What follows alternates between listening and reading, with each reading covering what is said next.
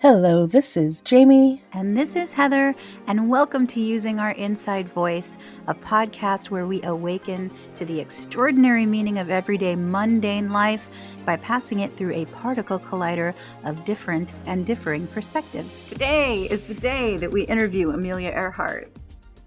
And Jamie's going to bring her through. She's going to channel her through. I'm going to use my hypnosis skills to help her connect, to make that connection. And Jamie is going to bring through Miss Amelia Earhart, who we may be the only two excited to hear from this person. But I promise once you hear the interview, I think it will spike interest from people. You just have to give it a chance. Amelia Earhart isn't like, we're channeling Michael Jackson or Walt Disney.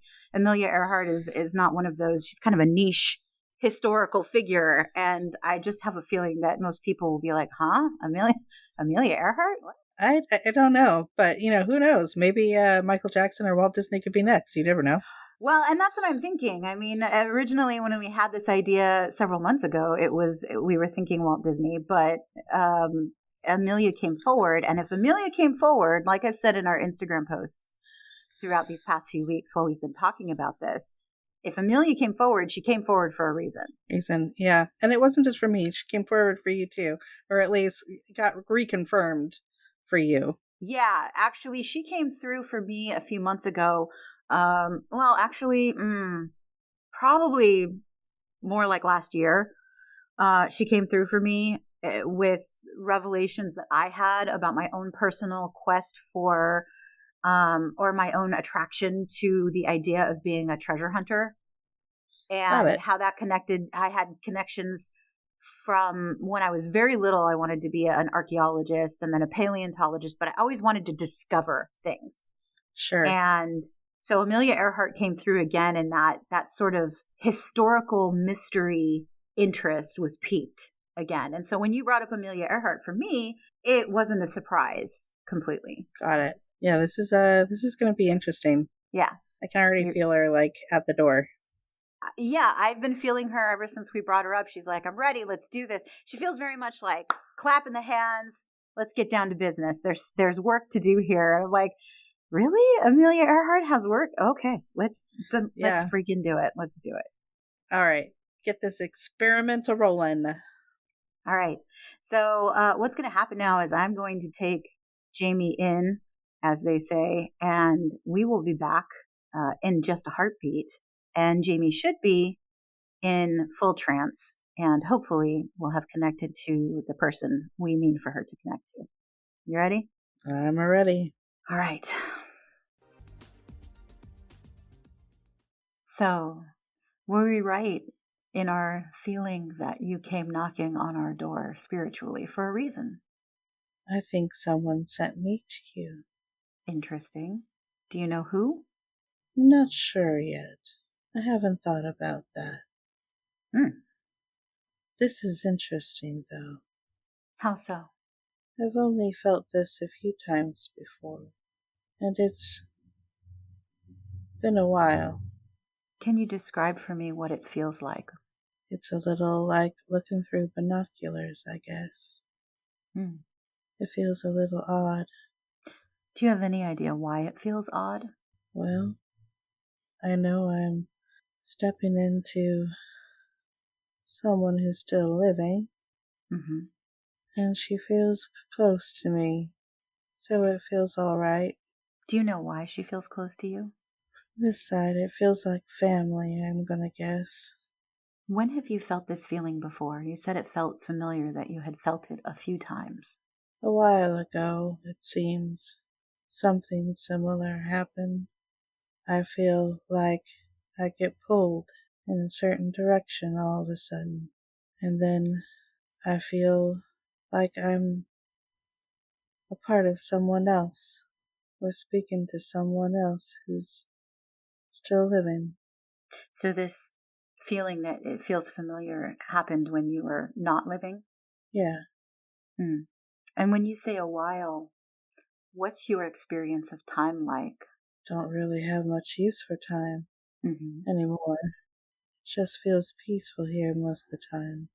And did you have any sort of meeting or energetic connection preparing you for this experience? I could feel being pulled. It felt like that before, like being pulled in a certain direction that I don't have much control over. And did that feeling of being pulled come with any kind of an idea of an agenda, a reason why you in particular were being pulled? I always feel like it's supposed to help, like I'm helping someone. So I have a list of questions that we've prepared to ask you. Is it all right if I ask those questions now? Sure, although it feels like something else is happening, like I'm coming closer, but I can hear you. Okay. Well, Can maybe you as hear we me can. okay? Oh, I can hear you just fine. And I'm sure Okay. as we continue, you'll come even closer.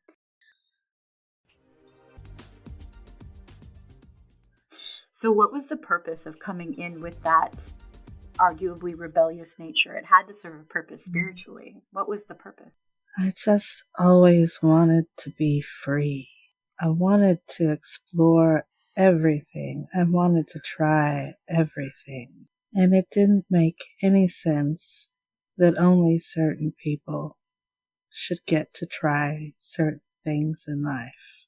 So I wanted to go out and see and do as much as I could. It was just a spirit inside me that wanted to just get up and go. Did you feel comfortable inside your body? I didn't much like people telling me what I could or couldn't do. And as a girl, that seemed to be an awful lot of things that I could or couldn't do, especially things that I couldn't do because I was supposed to act like a lady. And I think that's silly. So that made me uncomfortable sometimes. Living up to other people's expectations felt uncomfortable sometimes. Not being able to be free felt uncomfortable sometimes. If that's what you're asking. It's good enough. Did you feel like you had someone guiding you throughout your life?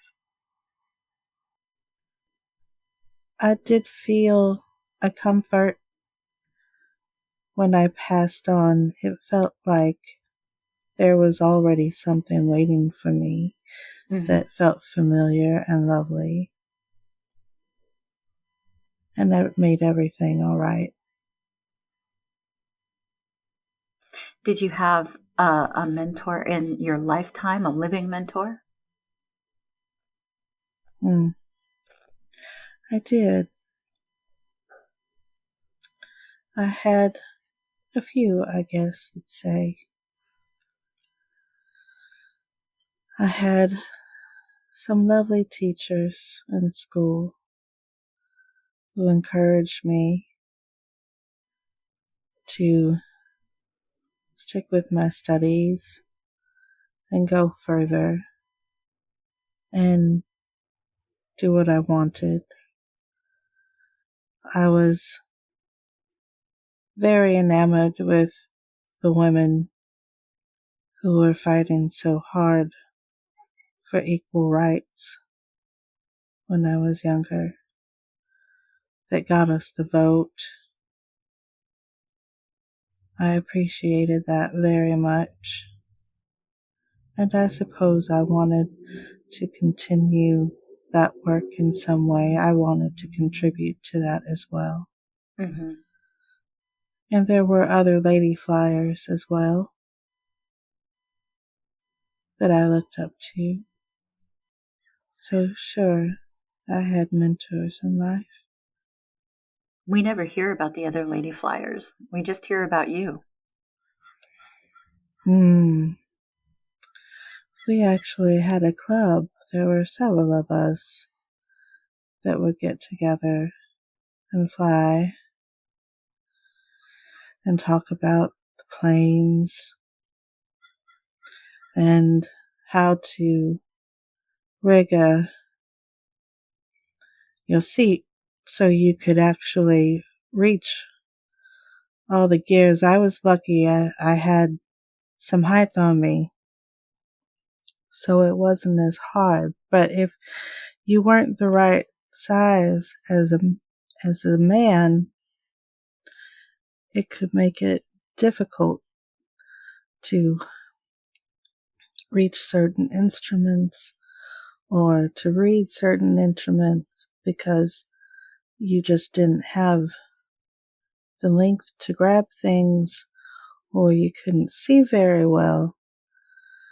Some ladies had to fix their seats and put extra padding in their seats so they could sit upright enough to see the instruments clearly, or so that their arms wouldn't get tired. Booster seats. Yes, I suppose that would be it. I got to play with children when I was younger that didn't come from wealthy families, and I always felt badly that they didn't have the same kind of care that I did. And then when we got a little older and we came on some difficult times, I felt like even we didn't maybe have as many people looking out for us as some children did. And I felt like I especially wanted to teach the girls that they could go off and do whatever they wanted to. And why did you become a nurse with the Red Cross? Well, during the time of war, it was really the only thing that I could do. If you wanted to help, you could only be a soldier if you were a man. So if you were a lady and you wanted to help, you had to be a nurse. So that's what I did. How did that period during the war affect you? I felt horrible for some of the young men that we were seeing. So young. So much life ahead of them. So much taken away.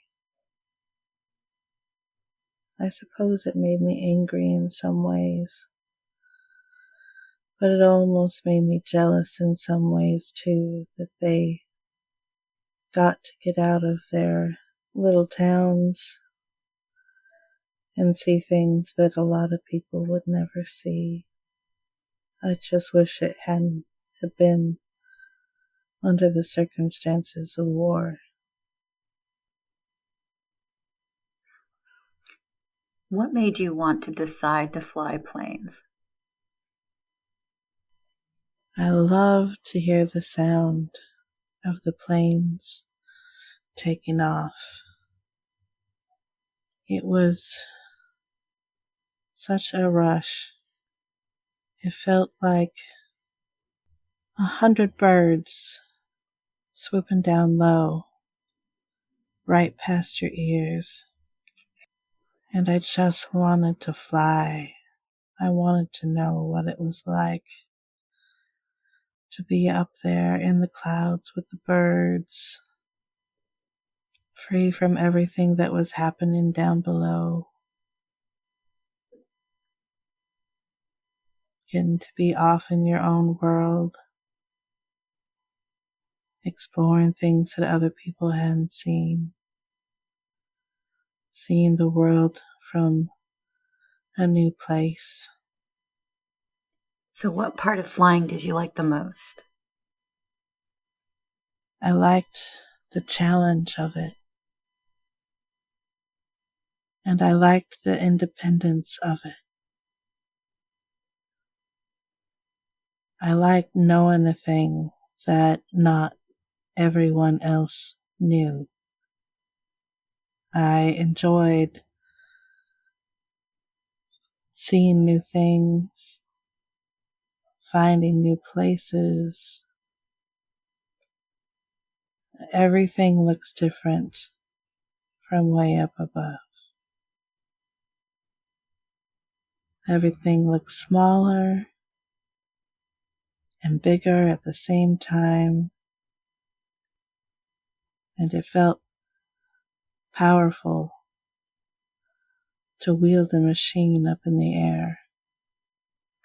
Am I remembering correctly that you actually flew out of Glendale Grand Central Airport? Yes. Yes, I did. Because I live particularly close to there, so I was wondering what Do it you felt now? like. I do. So, what did it feel like in those days? What was the vibe over at Glendale Grand Central? They made quite a fuss over ladies taken off from that field. What kind of fuss? If I recall,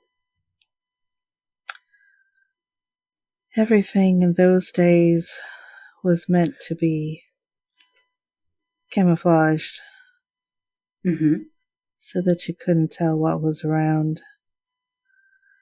And they only allowed certain types of planes to take off, and they were very strict about what routes you could fly and what speed you could fly at and what altitude you could fly at.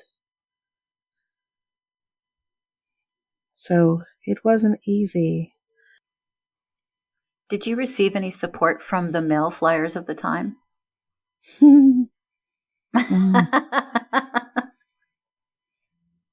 Very few. Very, very few.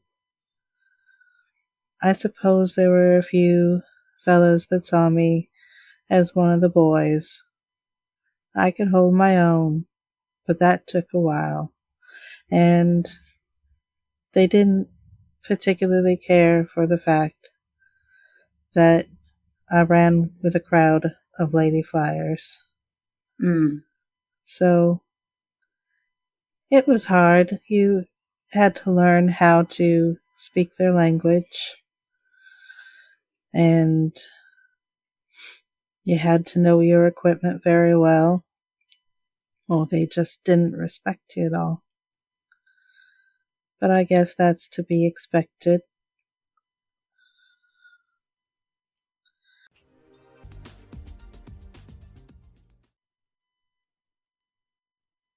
Hi. Can you hear me? Oh, you're frozen. It might be my internet. Can you hear me? Jamie Jameson? Okay. Y'all, we Man. are having some technical difficulty. Oh my gosh. This is our fourth restart. And luckily, on the last one, we only got into 7 minutes of conversation before it dumped us. But essentially, what we think is happening, we don't actually think it's a technical difficulty. We think it's a spiritual overload. A spirit energy issue. Yeah, there's just too much energy coming through. Now, the last time, the time before last, when we had the technical quote unquote difficulty, Jamie was left for the second time hanging out in trance. And Spirit had a very interesting way of awakening her since I couldn't seem to do it. Yeah, so I all of a sudden I felt like I could see this green misty light, and it almost, like, I don't think I said this before, but it almost felt cartoony. Like, in the Bugs It Bunny was cartoons it when was a the wafty 3D hand a 3D comes. green fog. It was like this weird green fog type mist type stuff that came really up in my face. Then all of a sudden it just felt like I was jolted awake. Like like I keep wanting to use the word zapped or something, but that sounds very unkind and painful. It wasn't unkind or painful. It was just a little disorienting. Mhm. So it would take me a second to kind of come back. And it was very interesting. The first time I had absolutely no idea what was going on. And I could see her, but I couldn't hear her. So we kind of had to get back on track and start Her up being recording again. her being Being me, not you. Amelia. Amelia's Yeah. still hanging out. No, no, Amelia's hanging out. She's fine. She's She's ready to cool. be She's just interviewed. We're just trying to figure out how we're going to make that happen when holy we keep crashing. cow. Yeah. So, yeah, and then it happened again. At least that time I kind of once I came to, I knew what was going on, that we were just having Right. issues again. Um but yeah, so I funny things commenced. As soon as I came out the second time, Amelia wanted to know why she sounded so slow. Mhm. That was a question that immediately Which came I to wanted to mind. know too. I wanted to know too because I was like, did she sound I don't feel like she would have sounded that slow in life. And she said that she sounded like her friend Rebecca, and then she mentioned Savannah, Georgia. So I'm guessing her friend Rebecca came from Savannah, Georgia. She was from the South and maybe had a Southern drawl, which tends to like be take some time, like you're sipping tea or like Yes. swimming through It honey. was very much like listening to someone swinging on the porch swing and sipping sweet tea. It was Oh very Lord, slow. that sounds Yeah. annoying. Yeah. Well, it But wasn't annoying. It was just it took some patience. good grief. Although I do know that I tend to sound slower in trance, so Yes. I'm not exactly surprised because it does kind of feel, I think, a little bit like things like kind of like you're walking through mud. Mhm. Very true. It's just And taking that's longer common. for the stuff to make its way like out of your face hole. Well, you know what it is? It's a deeper connection, really. It I is Yeah, you're making more of the journey to them. And yeah, when you're awake and channeling, they're making more of the journey to you.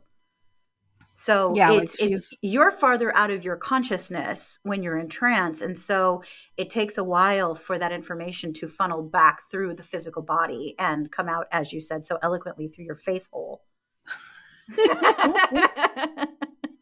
well, um, but right now it very much feels like it feels more like what I do in a medium capacity. Like when Mhm. somebody's loved one is passed and coming through, I can see her in my mind's eye and I can hear her. So she's a rock star. She's solid. She's here. It feels much faster doing it this way. So I don't know if it's better to do this way. I don't know what I felt the difference was going to be between the two. It felt like something that I should try.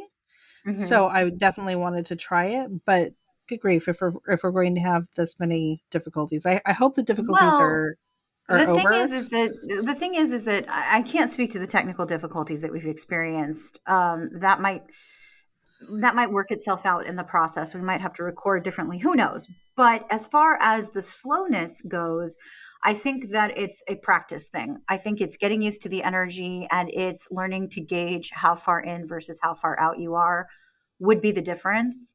If you going forward don't feel that you're in need of doing the trance, then that's Yeah. certainly a possibility too. I like going into trance personally because um, I like to experience who I'm Yeah. channeling. And I do too. I do too, although it's a lot different because it I there's less of me involved. Let's put it that way. I'm more out of the Mhm. way. Mhm. So you're getting a more direct connection, but at the same time, I feel like like right now I feel very connected to her. So Mhm. I feel very much like, she's not I'm not going to get in the way of her Her saying whatever answers. she wants to say. Sure. Um, like I have no, I don't have any ego about like her saying, "Why did I sound so slow?" I get a kick out of it too. So Mhm. it doesn't bother me any. But I don't know. Maybe it just takes some fine tuning, and Mhm. that's kind of the thing. It's an experiment. Weird. What what are I you saw a experiencing? shadow on the wall in front of me, just to the side of me, that looked Uh-huh. like somebody walked past behind me. Uh-huh. And so I turned around to see if there was anybody behind me, and there was not. I suppose I could have actually just looked at the monitor and saw that there wasn't anybody behind me, but that's weird. Right. Okay. So, as you do when you're doing this sort of a thing, you just kind of roll with it, whatever weirdness comes up and happens. But Well, uh I will say that yeah. when I go into trance, I haven't had much experience with it, quite honestly, because as a facilitator, I don't have anyone who facilitates for me. So the one time that I did have someone to facilitate for me, and I was able to sort of find that place where you can gain more depth in terms of the experience. Because the first time I went into trance, I wasn't really in trance. I was on a much, what I would consider to be a shallow, I was still connected. I was still getting the Mhm. answers that I wanted, but I was in just a shallower state of consciousness where I was more connected to the physical realm and everything that was occurring in it. And while I was able to ignore what was occurring in it, I was very much aware of what was occurring in it. The second time I had someone take me into trance, my goal was to go deeper. And just setting the goal of going deeper meant that I was releasing my own obligations to knowing what's happening in my environment and trying to take in everything. The first time I kind of wanted to experience both sides at the same time, which I Mhm. did. However, warning for any of you out there who would like to try a QHHT or trance experience through hypnosis, you can't have it both ways without those ways suffering. Yeah, that's true. You're split between two worlds. And I made the conscious decision to be split the first time, but the second time I made the conscious decision to go deeper. And when I went deeper, everything slowed down. It felt very sluggish. It felt very much like walking through, like you said, mud, but not in an unclear way, just in a slow slog. Everything feels very heavy when you're in trance. But I wanted to experience the feeling of it so that when I had people come to me, I could explain to them what my experience was to kind of give Sure. them a, a sort of a marker to achieve, because I had no idea what you were somnambulistic from the very first time. You were, oh, Jamie's out the building. She's left the building, and whoever I'm talking to now has come in. I was not like that at all. I was very much in control. And even when I was in deep trance the second time, I was still facilitating my own session. I was like, oh, that's funny. Okay. And then I'd answer the way it was coming through. And then I'd be like, but Mhm. wait, if that means that, what does that mean? Sure. Anyway, long And story short, it's different for everybody. And this is an interesting process. I think the other thing that I'm noticing is that, okay, so when I am coming at it from the angle of just straight mediumship, like I am right now, it's like having another person, sitting across from you, and you're just relaying what they're saying. Right. When I am in trance, when I'm in trance, what it feels like is not only I'm it's a little harder to process because I am experiencing their thought process. Mm-hmm. Like I'm experiencing memories, I'm it's like I'm seeing stuff from inside their head. Are you having weirdness on your end too? I don't know because I'm wearing these headphones, but I just heard a knocking sound, which could I did clearly too. be on the I did front door, too. but I don't. No, it didn't sound like a knock. It sounded like something fell over. Nothing fell over, but it startled me. I didn't That's see weird. anyone come up the walkway. I I'm shook, y'all. This has I'm been a shook. really interesting. I don't know how I'm going to edit this. This is going to be I wish you much luck. this is going to Um, be interesting. We'll see how much of the actual regression portion I get in there, and then how much is going to be this, and how much is going to be us like moving forward and asking the other questions. I had a feeling it would kind of work out that way. I didn't think it was going to be as straightforward as recording all the way through. However, I did not see that coming as a result of technical difficulties. Yeah, this is it's Freaked me out, interesting. y'all. I'm still freaked out. I don't know what that was. Like I don't see anything. Like a lot of times I'll like I can see Well, things. no, because it happened. It happened the other I know side. on the other side. I can Yeah. tell it happened on the other side. It happened on the other side, and it would have happened to the right of you. Yes. Yeah, yeah. I think your shadow person came over here for a minute and I think okay. she's straddling the line a little bit. To All be right. Well, honest, I mean, I think she ask can. was that Amelia? Like, what are we dealing with right now? I think she's playing. It feels like she's playing with whatever it is that she's been sucked She's into. It feels having an like adventure. she's having an adventure. So right now what I'm getting is that she's trying to figure out what she can do as well. She's Right. listening in, Right. and she's trying to figure out how she can contribute, and how close she is to me, and how she can come through. And I think she's This trying to is figure out how to not necessarily mess with the equipment, because I feel like she understands that to a particular extent. well, that would make sense. Um, it just feels very I feel like she's hopscotching. it feels like she's hopscotching on my head. Um, which, by the way, I don't mind. I'm just saying it all of a sudden it feels very heavy, It very feels lighter intense. on my end. If she Well, I'm feels sure it does. She's standing on my head. okay. Here's the thing. This is very common from my experience when I was working with my other partner. When we would go into trance sessions like this and channel whoever we were channeling, usually at that time it would be the Galactic Federation of Light. Um, when we would do that and we would come out after, especially after having some sort of technical difficulty, it was very common to have physical manifestations on either side of the connection. And again, it was through the computer, it was a long distance connection. And so this is not new to me. This is all, it's all coming back to me. This is absolutely, what now? What happened? Oh, well, it was just weird. All of a sudden I remembered something that you said to her in like a conversation that you had while I was in trance. Okay, what was You it? What did mentioned you that say? you mentioned that you live close to the airfield. I did, yes. Yes. She knows your area. Of course she does. Yes, she's in my house. She's like, "Oh, I know where that is. Let me just hop on Yeah. over."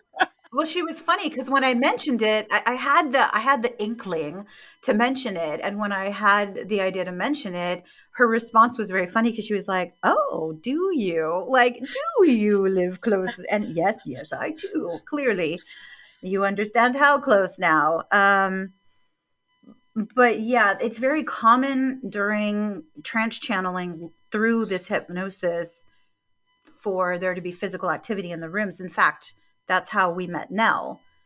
And now I guess I have to tell the Nell story. So Nell was a little spirit that we actually picked up on the Queen Mary while we were paranormal Oh, investigating. But sure. we didn't realize we had picked her up. We knew that she existed, but we didn't really know who she was, why she was, what she was. And when I was working with this other friend of mine, Nell made herself known, and that's when I really met Nell. I named her Nell. She didn't have a name. She had incarnated on the planet once and decided she didn't want to do it again, and she's been sort of half-lifing it ever since. And she's straddling dimensions, and she's sort of a an energetic bridge between. I guess the best way to say it is that she's sort of mostly in the fourth dimension and sort of has one foot in the fifth and the third. in order to make that connection. But she came through and actually rang my friend's doorbell at 2 a.m. Now, the cool thing about this story is that he didn't hear it because he had headphones on, but I heard it through his mic and my eyes got really big. And he looked at me like, what's happening? And I said, dude, someone just rang your doorbell. He's like, at 2 a.m. I'm like, Yep. promise, I just heard your doorbell. He's like, I've never heard the doorbell. And I'm like, why haven't you heard the doorbell? He's like, I don't know. It never occurred to me. But thinking back on it, I've never heard the doorbell. I'm like, well, you better check because it's 2 a.m. and someone's at your front door. That's scary. So he goes upstairs to check. No one's there. And on top of that, the doorbell is effing missing. What? Like the button to press for the doorbell does not exist. It's a hole. And What that's how sort we of met Nell. I'm like, what sort of game of ding dong ditch'em is that? That's Right? a like She was, I'm and gonna what happened was pry the button off your. she was asking to be invited in. Oh, That's what well, we there found you out. go. You know, she There was you ringing go. the doorbell because that's what you do in the 3D to be Mm-hmm. allowed to come into your space. You ring the doorbell, and that's what she did. Turns out she had also given me a present. She was the one who delivered that heart-shaped mylar balloon that Oh, yeah, I ended remember up that. appearing in my front yard that walked towards me when I went out to examine it. And I That's guess I right. have to tell that story now too. I think you did in one of the other episodes. I think we I don't went know, over did the I? heart-shaped balloon. I remember it. Well, I think it's in one of the past episodes, yeah. it appeared in my front yard. May was barking at it. I went to investigate and it walked towards, I asked it, I said, okay, if you're here from spirit, can you come towards me? And it literally walked towards me at my request. And I thought, okay, this is one of those instances where I'm effing losing my mind. So I'm going to pretend I didn't see any of this and I'm going to go to the gym. I left, I went to the gym. And while I'm at the gym, I couldn't stop thinking about it. And I said, all right, if you really were from spirit, then be gone when I get home. Like, gone. And I got home, it's nowhere to be found. I searched the front yard, I searched the side yards, I searched down the street. This mylar balloon has freaking disappeared. Now, it only had a little bit of helium left in it, just enough to keep it hovering off the ground like an inch, right? So it couldn't have flown away. It had to have gotten blown away. But when I go inside, of course, the first thing I do is let May out in the backyard to do her business. And when I let May out in the backyard, what is at the back door waiting for me but the balloon that had walked towards me Oh, before I Lordy. left for the gym? That turned out to be Nell too. So I've had experiences where when you connect with spirit through trance, for some Mm-hmm. reason it creates a stronger connection and they are more able to play in your environment, which is both fascinating and just a wee bit skeevy because you're not expecting it at first. And I think that's what's happening. Um, yeah, so I am now, and I'm not, I'm saying this because I want people to know, not because I want to skeeve you out further, but Great. I am now seeing stuff over by the fireplace and the side door, That is where like they right, go. like That right is in where they that go. area. Yeah, Mm-hmm. it tends to be a spot where I think it's a portal in your house. Yeah. So it's like so for me, it looks like kind of like glitches in the Matrix. Is what Does it it looks look kind like. of when you say glitches in the matrix? Do you mean kind of like the wibblies It you get from a mirage? Yeah, yeah, Mm-hmm. exactly. It Mm-hmm. kind of looks like the heat warble. Right. Mm-hmm. Yeah, A yep, shimmer. A shimmer. yeah, Sure. yeah, like a shimmer, but it's like a heat warble. It's like a miragey type of Right. deal. Yep, All yep, right, yep, where do yep, we yep. go from here? Do we continue on with a part two of Amelia's interview and try to bring her back in then, or do since she's here with us, do we continue asking the questions? I don't even know how long this is going to be Um, so far. I have no idea either. Let's go ahead and I can always break it up or Okay. do something interesting with the edit. I don't know. Okay. Um, let's well let's see. Let's Throw see. caution to the wind. Let's ask the next question and let's see which one of us wants to give the answer. All right. So we were talking about her collaboration with the military and how it wasn't necessarily her idea. She didn't really want to do it. And I was asking her It how was that. George set it up. Oh, George set it up. why? Um, because he knew that would be an in for her that she'd be able to get access to the things that she wanted. He did Okay, it kind so of as a PR thing because that's what he was. He was originally he was her PR guy. mhm. Okay, so Um what I and wanted I to think know he had was, connections. Like he had like I think he had friends. Is that well, yes. So he would have, because it was, it was coming up, wasn't it coming up on wartime, or it was already yeah, wartime in other parts of the world, and they would have been using him for propaganda yeah. purposes. So my question was going to be, um, what was the most contentious military relationship that she experienced, if she could tell me that, versus the most supportive? So I think the most contentious would have been whenever she was on, because a lot of the times the places where she was stopping, especially in other countries, were on military bases. Like because that's basically that's what they were, the ones that had put down the runway, the landing strip, the setup was there for them. So it was kind of like you have permission to go in and out of here. And I think especially when it was something where she was in another country and there wasn't necessarily a group of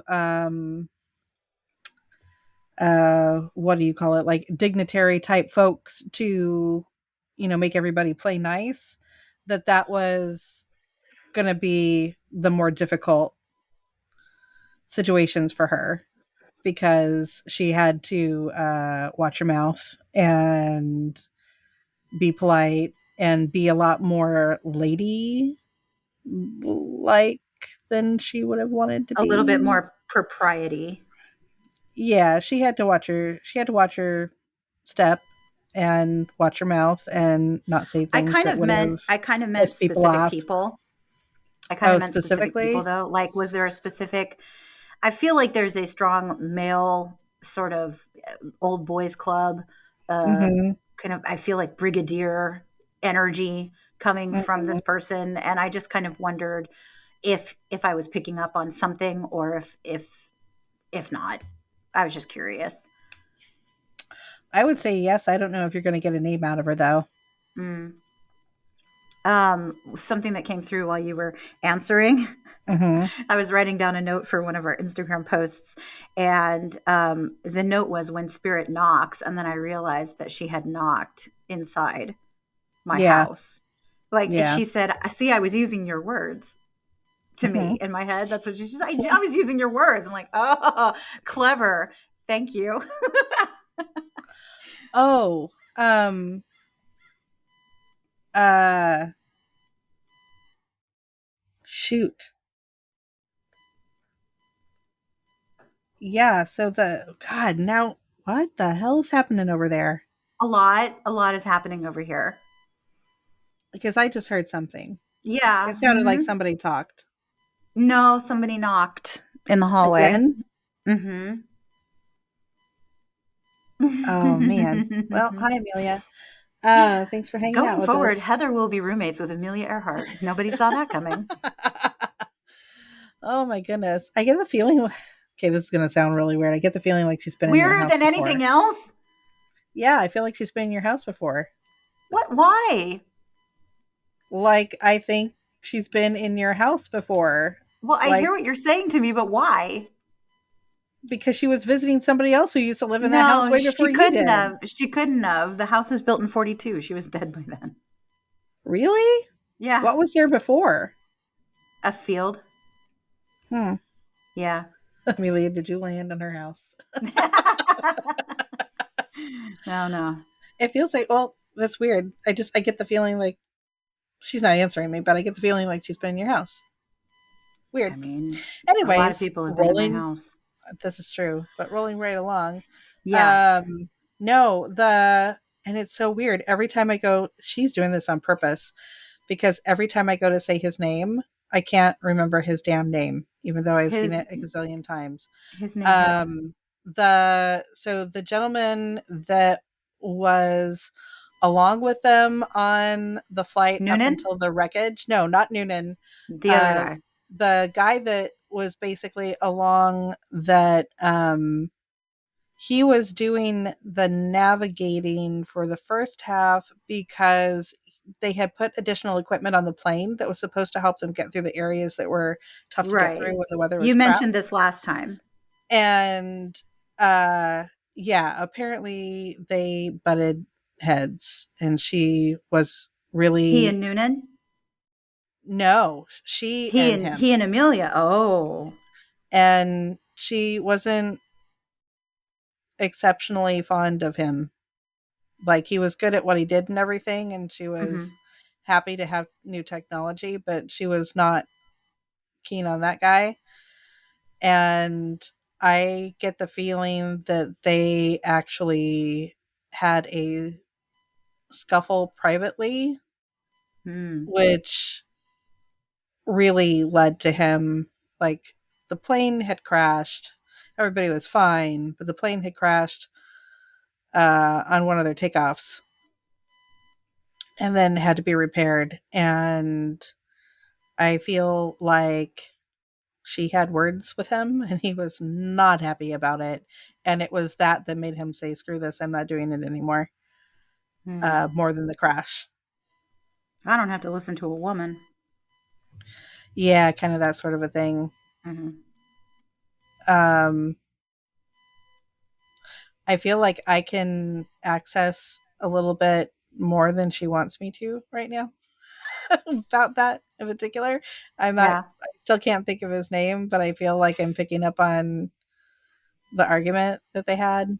Hmm. And I, okay, I'll be nice. Oh, okay. Does that mean you're going to respect a boundary? I'm going to respect a boundary. She doesn't Oh want me to gosh, talk come about it. on, Amelia. He's dead too.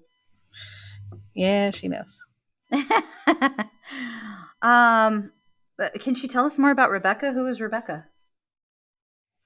A friend of hers that apparently she flew with that was in the one of the flying Oh, clubs. one of the. That's Oh, what I, okay. Yeah, I didn't yeah. know if it was childhood or. Yeah, I don't get a last Jesus. Woo, she has like stuff around saying names because I just got like the most like driest dry throat. Like, geez, hold on. Okay, I'm not gonna mention names. I mean, she started Mm, it. Just to be clear. So, okay, so let's continue with our questions that were on your list. You okay. wanted to know if she had ever seen anything extraterrestrial in nature on her flights. Oh, so very interesting. I can see her flying, and Mm-hmm. I can see a bright flash in front of it's like, but it's like foggy, like she's flying through inclement weather, and she can see, but she can see light flashes that are really bright.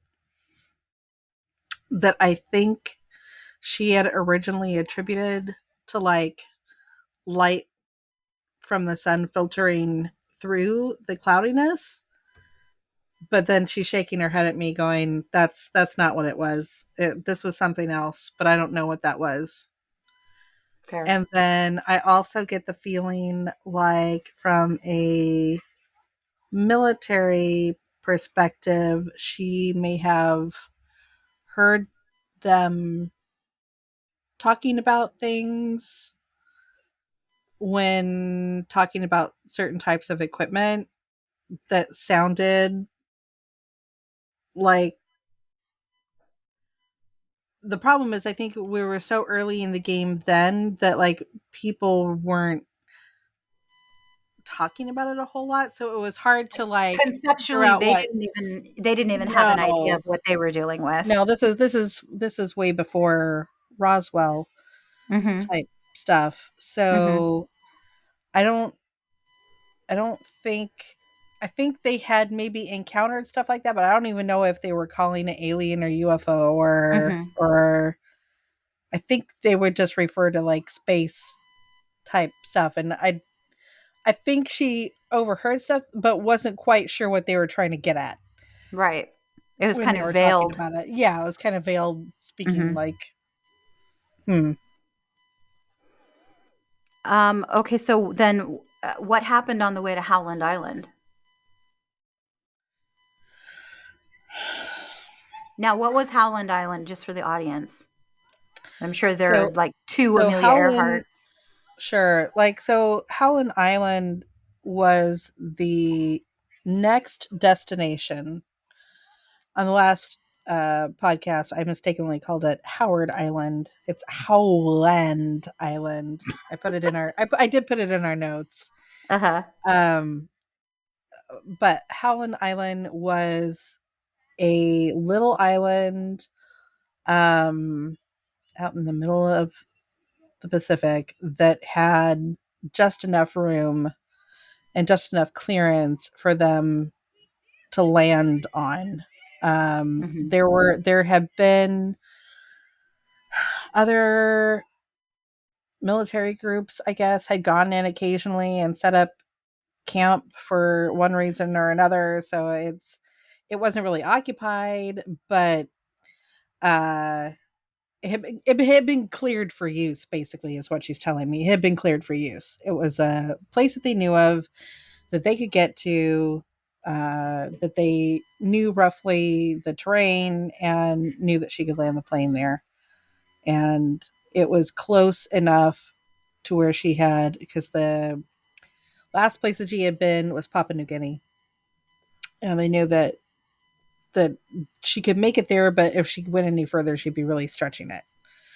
So, and it was supposed to go from Papua New Guinea to Howland Island and then back to Oakland, which is where she originally took off from to begin that round the world trip. So, so yeah, so that's what Howland Island was, and unfortunately,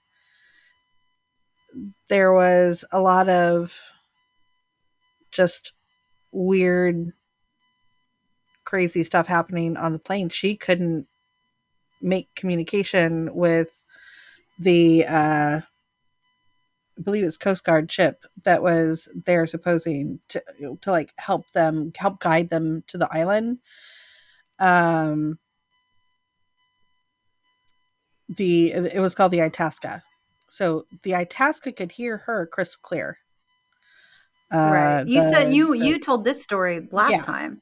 yeah. So, So yeah, so they could is hear there her anything we crystal don't know? clear. So she's made me feel like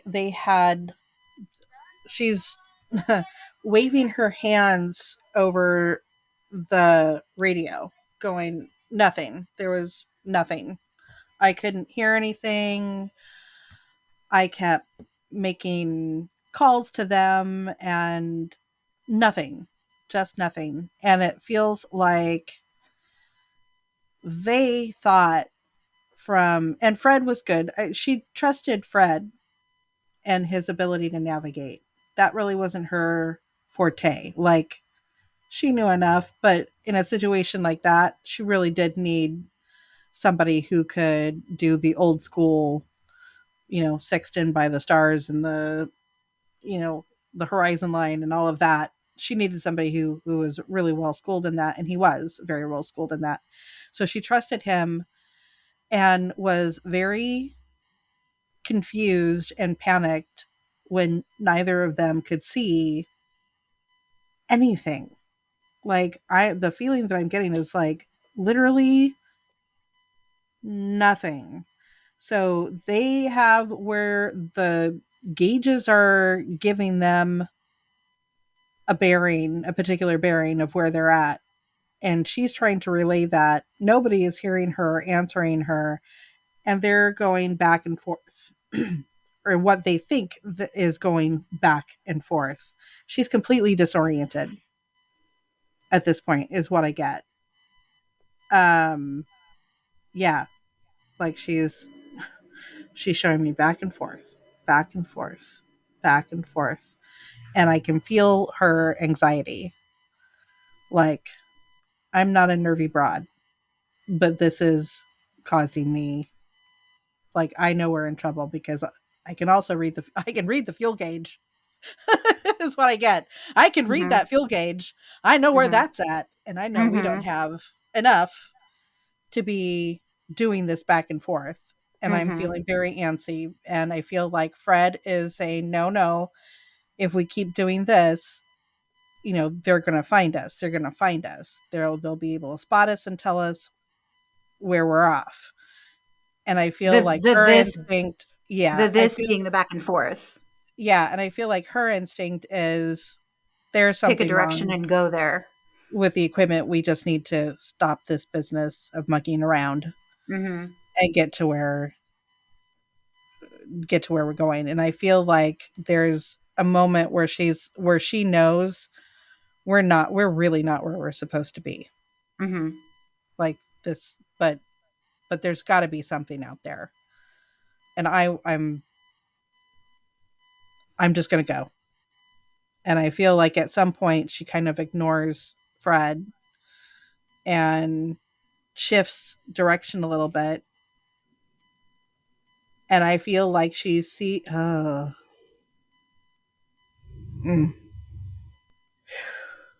that's hard. What?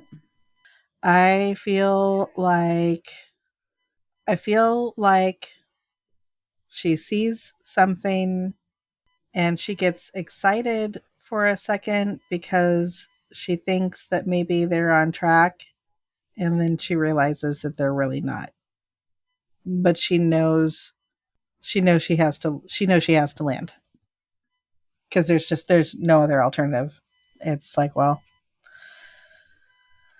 there's a little bit of land down there, and it doesn't matter if it's where we're supposed to be or not. Like, that's the land that we have, and we can't mess around, and this is where we have to go. Right. And I don't think she ever really understood where they were at exactly, because I think again, this is hard because I feel like it's hard for her to go through it again. Mm-hmm. And I feel like, because I'm getting kind of the little bit standoffish about it, like, like, what does it matter? It's done now. Mm-hmm. Um, but it feels like I finally catch a glimpse of something through a clearing, and then I realize that there's no ship down there. This isn't right. It's not quite oriented the way I was told it was going to be. Does the picture, like, it doesn't look like the pictures I was shown. This doesn't look like it. And then I see something else that does, like, jog something for me in my head, and now I'm resigned to the fact that I now know that this isn't where we're supposed to be at all. And I also feel like something else is malfunctioning in the plane at this point. Like, we're like, this isn't just landing gear. But it was also weird because that's interesting. The other feeling that I got when um when when she started figuring out that, like, the instruments weren't quite working correctly, when she's internally starting to realize that it's not working correctly, that there's a feeling like there's something wrong with the magnetic portion See, of the that's interesting instruments for because navigation.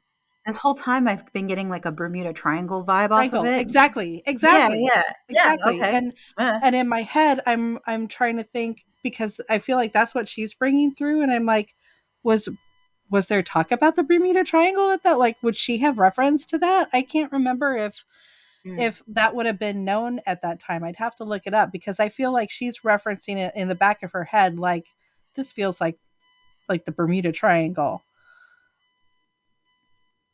And I don't know if that was a thing yet that early. I don't know if they had I don't know if they had figured that out yet, that was Mhm. kind of a weird thing. But the feeling that I get is she realizes there is something wrong with the magnetic. And even though she doesn't understand that system as in depth as that other guy did, and she doesn't have a super detailed knowledge of that, she's still a pilot and she's a good pilot. And she understands how it works. So the feeling that I get is all of a sudden it settles in my chest and in my gut that, Mhm. oh, this is a magnetic issue. There's Mhm. something That's what I not was feeling. right here. So the Bermuda Triangle didn't really come to be a myth or urban legend until the 1950s. So it's just, but it's a reference that we know, so it's accessible. Although Um, I wonder if that would have been, I also would have wondered maybe if it had been talked about maybe in military circles and maybe not in the common, mm, maybe it hadn't been common knowledge yet, but maybe it had been mentioned that people flying over that area had had issues before. She had flown over that area before, mhm. and I feel like she may have been nervous about it. Yeah, Like well, not she at least afraid, it shows she has but personal nervous. reference. Yeah. Yeah. Yeah. I feel like all of a sudden it kind of settled in that, oh, this is not good. This isn't Hmm. good. So was the crash fated, or I kind of in my own mind question if there are accidents. I've had sessions where people have said certain occurrences were not meant to happen and that it was an accident. So I have reason to believe that accidents are a thing. Not everything is fated. As it turns out, there's different timelines and different options for how those timelines collapse or end up. And so my question is, this particular ending to her story, was it supposed to happen this way? Was that the most useful ending to her story? I feel like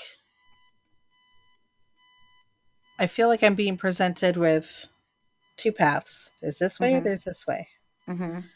And I feel like she made her peace with the possibility of it going the other way Mm-hmm. before she ever took off. I think she felt like it was a possibility, but I also feel like she had gotten so far along in the trip that she was like, I'll be damned. We're going to make it after all. Like, I don't Oh. think she felt like it at first. I think she felt like, oh, this is going to not be good. Mm-hmm. Like something's going to happen. And I think she thought that initial crash was it. I think she thought, oh, We got I through was it. expecting, I was expecting that to be a whole lot worse. Right. Surprise. Well, heck, if we can make it through that, then we can just, saddle on and make it through anything. That's not so Right. bad. We can patch the plane and everything else is hunky dory. Then we can just go on. And I feel like that moment when she said wait on the recording, that was kind of several fold. That was a moment when kind of everything came into focus in slow motion with her, and she realized all the things all at once. She saw that timeline collapsing and she knew exactly where it was going to land. No pun Yeah, intended. and Right. knew that it wasn't Wasn't going to going to work be out well for okay. her. Right. Um, so the way it ended, what purpose did it serve in the grand scheme of things? Like from a spiritual perspective, what purpose did it serve? I feel like she always felt her purpose was to go in and shake things up. Mm-hmm. Like she needed to do for women what other people had done for, humankind in general, mankind in general, of being able to go out and explore and accomplish new things and set new sites and um find new places. And she wanted women to be able to do that because it just felt wrong that, well, that should be accessible to everybody, not Right. just men. And that's what I heard while you were answering. She was playing back for me the answer she had given to me about social work, why she Oh, started social work, because she had been saying that I wanted the people to have the resources that I had, and I also wanted to make sure that young girls knew that they could do anything they wanted to do. And yeah. by becoming renowned, even though she didn't finish the flight, she went down in infamy, and the mystery kept that all of her accomplishments alive. Whereas had she not gone down that way, sure, she would have been a footnote in history in terms of women doing incredible things. But there's something to be said for a mystery. It keeps people coming back to it over and over and over again. And that keeps that energy alive. I also feel like, okay, this is interesting. So the other thing I felt like happened was that there was an agreement, and this was kind of part of the whichever way it goes is whichever way it goes. I feel like there was kind of a crossroads, Mm-hmm. and I feel like if she had, what I'm seeing is if she had made it, Mm-hmm. this kind of would have sealed the deal with her military entanglement, and they would have really seen her as a force to be reckoned with and would have used her to the fullest extent possible. Mm-hmm. And that all of the favors that they had done for her to be able for her to accomplish that flight was then going to be turned around. It was going to be, okay, lady, pay up. We put all Mm-hmm. of this forward for you to do. We arranged all the things. We put things, we made it nicer and more comfortable for you to get the things that you wanted to get. And now we Mm-hmm. want a return on that little investment that we had. And I feel like while she was kind of in flight, that the deal was, okay, well, if they're going to suck the life out of me Mm-hmm. and force me into something I don't want to be forced into, well, then just end it here, because I don't want to live my life out like that. And that's not the legacy that I want to leave. And that's not the message that I want women to have, is I Right. don't want them to thinking that you have to bend over backwards and sell your soul if you want to be adventurous, because I feel So, like up until that point, the deals that were being made on her behalf were kind of very small fry in. well, nobody expected it to really yield anything because she was a woman. Yeah, So yeah, she could yeah. fly under that guise. She could use that apparent viewing of her weakness to her advantage. Mhm. But if she actually succeeded, she'd be a force to be reckoned with. And that would put her in an undeniable limelight that would compromise her freedom. And what I heard while you were saying that was this is just the continuation. This was how that rebellious theme played out in her life. It was yet another rebellion, but it was a rebellion not so conscious. It's not like she was like, well, I'm just going to die because the military is going to own my ass if I don't. It was a spiritual rebellion at that point. It Yeah, was, I'm not going to live this life. I didn't come here to be owned by anyone, especially a male dominated yeah, uh, system. So yeah, it was the ultimate rebellion was to be like, peace out. I'm yeah. out. And it continued that energy, that rebellious energy, because when you talk about Amelia Earhart, instead of being this woman who accomplished a whole lot of stuff, there is this sense of rebellion with her. There is this sense of freedom at all costs, adventure at all costs. I'm going to do what I want to do. Hmm. And I think that's more important than having a lifetime of accomplishments, because after a while people get used to you accomplishing things and it's no longer a story. And it feels like, so what I'm getting is I just wanted people to know it was possible, Hmm. that you could dream a thing and feel like you want to do a thing, and you could go out and do it Hmm. and make it happen. And it didn't matter if you were a man or a woman. You could just if that was something you want to do, you could just go out and go. Just go out and do whatever you want. Mm-hmm. Um, but yeah, it's very interesting because it's like kind of a knowing of, yeah, okay, well, I put it out there and it's either going to go one way or it's going to go the other. Mm-hmm. And I just feel like for a long time she felt like, oh, okay, so maybe that's not what they want from me because it seems like I'm flying pretty good. I'm, everything's going pretty smoothly. We had Mm-hmm. that hiccup, but we got through that. It's okay. And then all of a sudden she realizes, oh, yeah, nope. Well, Wow. damn. And that's what I kind of feel like. I feel like at one point it would have been oh, damn. And I think So, she may have, can I feel like it wasn't an immediate, like there was a crash, but I land. right, But then there's still a matter of, okay, well, I landed, but that ship isn't here. right. Nothing that's supposed to be here is here. And I don't exactly have, you know, an excess of things hanging out in here because I was supposed to be in Oakland shortly. Right, right. I was supposed to be in Howland Island and then I was going to Oakland. We weren't, it wasn't that kind of trip. So I feel like I don't have provisions to get us through any sort of time hanging out in a place where we're not supposed to be, Mm-hmm. especially when I'm unfamiliar with the environment. Right. So, So, yeah. will we ever find the evidence that will point us to the final truth of the story of what happened? And on that, I get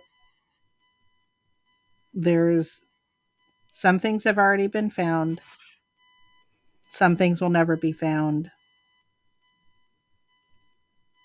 And it's really up to if people stick with it.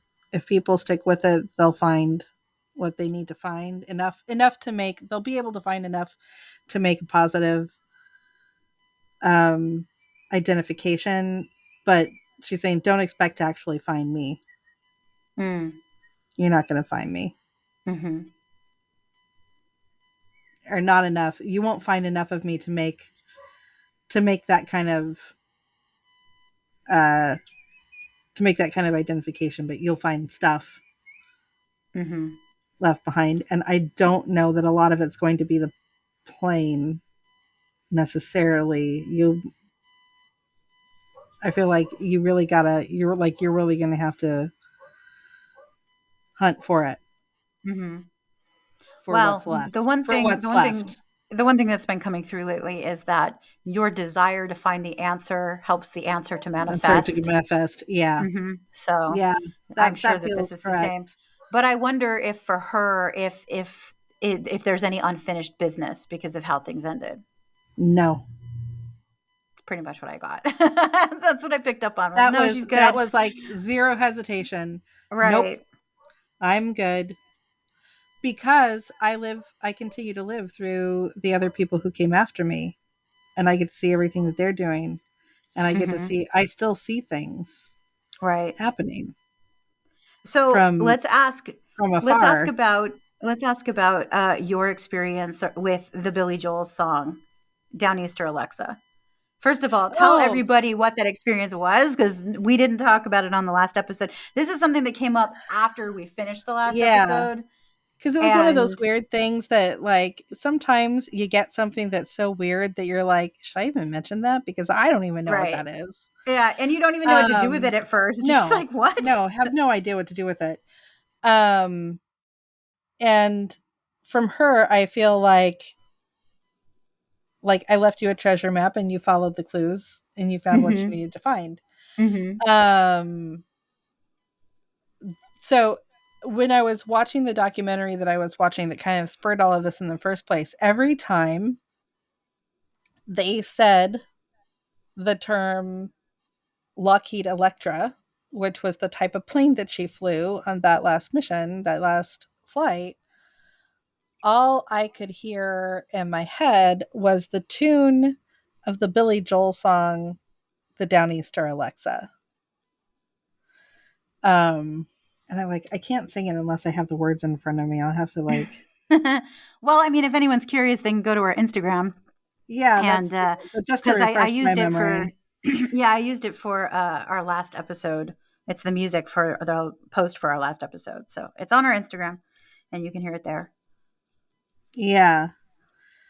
So his thing is, well, I'm on the Downeaster Alexa. So every time they said the Lockheed Electra, I heard that tune in my head. Him saying that like over and over again, over and over again. Every time they mentioned it even a little bit, it was that came right in my head. And I'm like, why? Why can I not get that freaking Billy Joel song out of my head? This is so weird. Mhm. And now I just I turn it away and I'm like, wait a second, I wanted to see that. Um and so I mentioned it to you because I'm like, okay, I gotta know if anything pops up. And usually if something's going to pop up, you'll go, oh, I get a little something off of that. And Mhm. you really didn't get anything off of it except when I mentioned it to you. That spurred me to actually, it was the first time that I actually went back and looked at the words because I hadn't, it's not a super popular Billy Joel song. So it's not like it's one of the ones that I know by heart. I just knew of it. And I knew roughly what it's about. Um, but there were particular phrases and words that popped out. The first thing was the first dance it says, I'm cruising through Block Island Sound. But what I read was what did I tell you? Long Long Island. Island Sound. Hmm. And I'm like, okay, well, what kind of weird connection would she have had to Long Island Sound? And in looking that up, I found a really random article for a guy who was kind of a had a lot of money and was an inventor, kind of like a Howard Hughes type dude, I guess, that was working on some sort of sub for military contract that was meant for to take deep divers down. It basically had wheels on it that would move it along um move it along the floor of the ocean. And I guess things didn't work out with the military contract. Apparently, it didn't exactly do what it was supposed to do, so they dropped it. But then he has this experimental sub that is docked off of Long Island Sound, and she hears about it on the day of the like the christening of it or whatever. That it's being made public, and he's talking about it. Um, and letting the world know basically what he invented.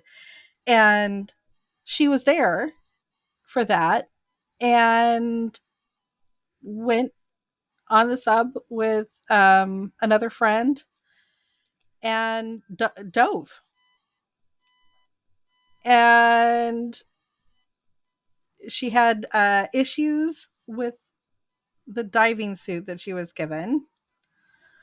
Apparently, she dove in somebody else's suit who held a record for something that was like a famous diver, but it was made for a male diver, and so there was something wrong with like the wrist couplings. You know what I find funny? That every story that we've brought up about Amelia Earhart has involved technical difficulties. Yeah, And we've had the worst technical technical difficulties difficulties, right? trying She's to like, I make just this can't show. catch a break. What? Okay, here's my question though. Not to fully derail your train of thought, but to fully No, derail your train of thought, what is the deal with the Amelia Earhart energy and technical difficulties? I think the deal is that she persevered, that whatever it was, she still kept going. I feel there's some kind of I feel there's something there, and I don't know what it is. Here's what I'm going to propose. We've been talking now, and this show is going to be well over an hour. after everything's said and done. Unless I split it into two, which may happen.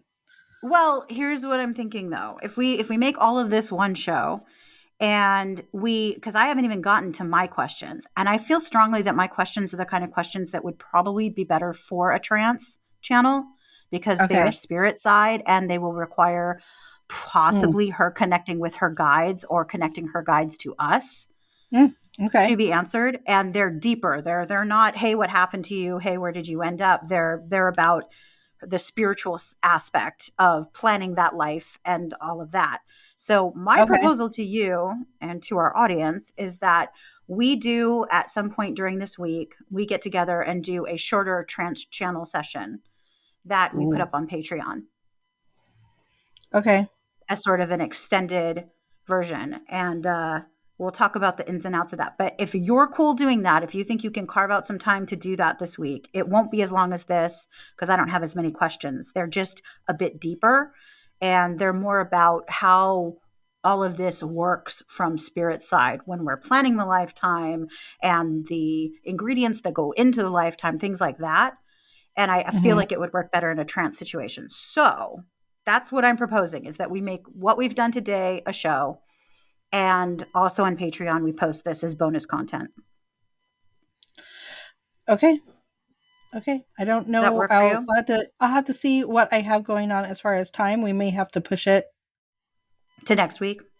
Yeah, we may have to push back a little bit so I can actually Sure. find time for it. But Right. yeah, we can do that. Okay, cool. I'm down. That sounds good. All right. So why don't we wrap this up since we've been talking for 8 million years now and everybody's This is probably true. just as tired as we are. This is true. And Sorry, y'all. man, it's been pandemonium, but it's been interesting pandemonium, especially when Yeah. physical activity begins in your environment. That's when things are really off the chain. So I'm Yeah. actually kind of excited about that. And I'm also looking forward to seeing what might happen after we stop recording and we have our own experiences, if any. We'll True. fill you in. Trust me, Yeah. it'll be fodder for Instagram.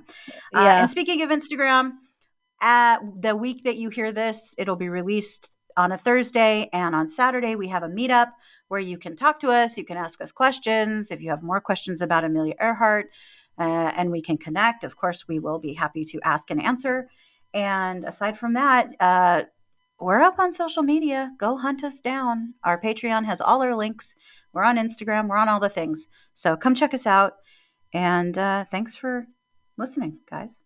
Yeah. And it's also on all of the episodes. If you go into the show descriptions, you'll find a link that'll take you to our link tree that has absolutely everything that you'd ever want to know about us on there. It does. It has all the things. Has all the things. So yeah, absolutely. And I guess that we will see you next time.